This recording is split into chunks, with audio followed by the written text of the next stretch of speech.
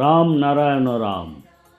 আমাদের সমাজে অনেকেই আছেন যারা অল্প বয়সেই আধ্যাত্মিক সাধনার সাথে যুক্ত হন।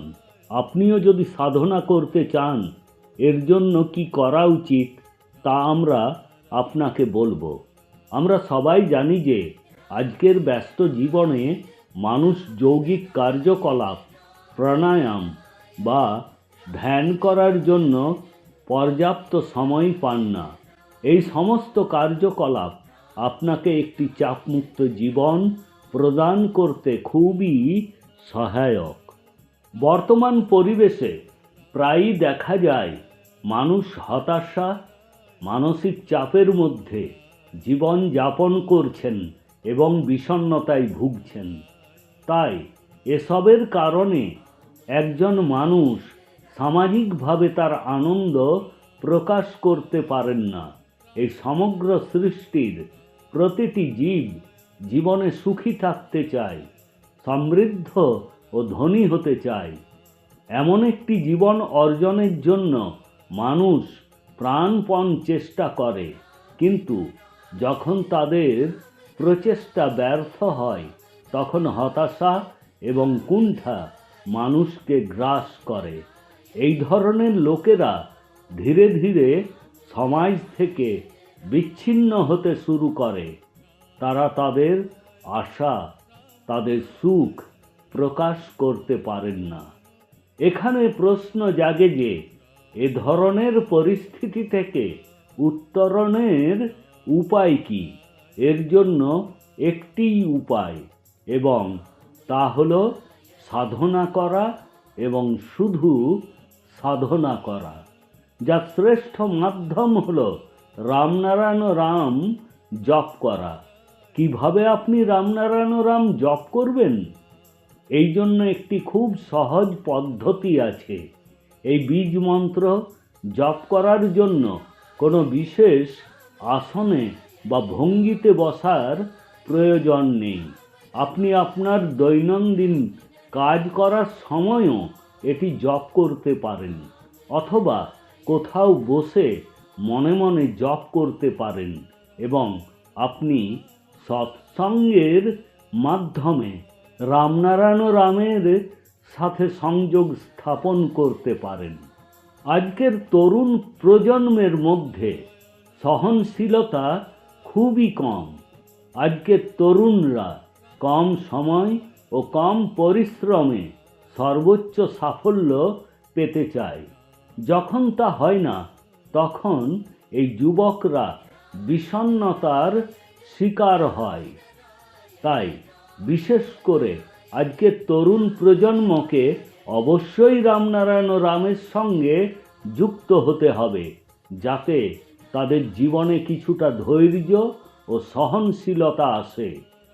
আজকাল নিজের বিবেক জানা খুবই জরুরি, কারণ শুধুমাত্র বিবেকই আপনাকে দেবে সুখ, শান্তি এবং সফলতার সঠিক পথ। আপনার বিবেক যা চিন্তা করার এবং বোঝার আভ্যন্তরীণ শক্তির বিকাশ ঘটায়, এবং এই বিবেক রামনারায়ণ রাম জপ থেকে উদ্ভূত হয়। যেরকমভাবে বীজ মন্ত্রটি জপ করতে থাকবেন, সেরকমভাবেই অন্তর্নিহিত জ্ঞানের বা বিবেকের জন্ম হয়। অতএব আমাদের আজকের তরুণ প্রজন্ম যদি রামনারায়ণ রামের সাথে সংযোগ স্থাপন করে এবং এই বীজ মন্ত্রটি জপ করে, তাহলে তাদের মধ্যেও আভ্যন্তরীণ প্রজ্ঞার ও বিবেকের বিকাশ ঘটবে। শৈশব থেকেই তাদের সন্তানদের এসব শিক্ষা দেওয়া প্রত্যেক পিতামাতার কর্তব্য।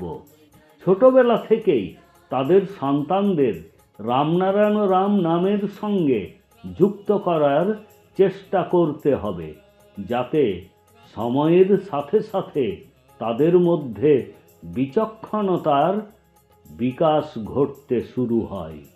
প্রতিটি মানুষের দেহে 50,000 কোটি আত্মা বাস করে।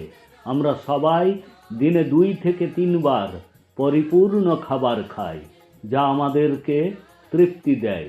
কিন্তু আপনি কি কখনো চিন্তা করে দেখেছেন আমাদের ভিতরের এই 50,000 কোটি আত্মা কি খায়?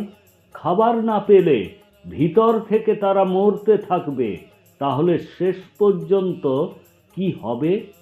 আমাদের দেহের এই 50,000 কোটি আত্মার ক্ষমতা ও শক্তিও বিনষ্ট হয়ে যাবে, যার কারণে আমরা দুর্বল হয়ে পড়ব। আমাদের মস্তিষ্ক কাজ করবে না। এইভাবে আমাদের সমগ্র জন্মই বৃথা হয়ে যাবে। তাই যাতে জীবনে এমন পরিস্থিতি যেন না আসে, এখন থেকে রামনারায়ণ রামের সাথে নিজেকে যুক্ত করা উচিত, যাতে প্রত্যেকের জীবন সার্থক হয়ে ওঠে। রামনারায়ণ রাম নামের সবচেয়ে বড় কথা হলো, আপনি যখন এটি জপ করতে শুরু করবেন, প্রথমে আপনাকে মনে রাখতে হবে যে এখন আমাদের এটি জপ করতে হবে। কিন্তু কিছু সময় পর তা আমাদের নিঃশ্বাসের সঙ্গে যুক্ত হয়ে যায়। আমরা যেমন শ্বাস নিই কিন্তু আমরা তা উপলব্ধি করতে পারি না, তেমনি এই বীজ মন্ত্রটিও আমাদের শ্বাস প্রশ্বাসের সাথে সংযুক্ত হয়ে যায়। আমরা কখন এই মন্ত্রটি পাঠ করতে শুরু করি তা আমরা বুঝতেও পারি না। এই মন্ত্রটি তখন মনে মনে স্মরণ করা হয়। তাই প্রত্যেককে অবিলম্বে রামনারায়ণ রাম নামের সাথে সংযোগ স্থাপন করা উচিত।